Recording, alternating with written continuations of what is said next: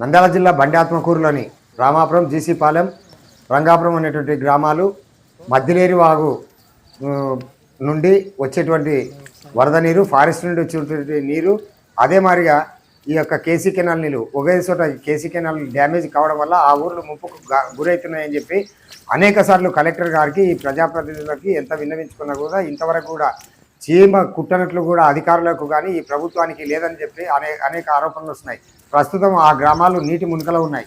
ఒక అధికారి కూడా సందర్శించినటువంటి దాఖలాలు లేవు. అయితే కొసమేరిపోయిందంటే ఈ నంద్యాల జిల్లాకి ప్రముఖమైనటువంటి వ్యక్తులు బీసీ జనార్దన్ రెడ్డి, అలాగే ఎన్ఎండి ఫరూక్ ఇద్దరు కూడా మంత్రులు ప్రాతినిధ్యం వహిస్తున్నటువంటి నియోజకవర్గం.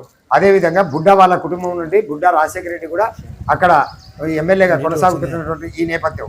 అయితే ఇంతవరకు కూడా అనేక సార్లు ఆఫీసుల చుట్టూ ప్రజలు చెప్పులు అరిగిపోయే రీతిలో తిరిగినా కూడా ఇంతవరకు కూడా అక్కడ స్పందించకపోవడం ఒక గమనార్హం.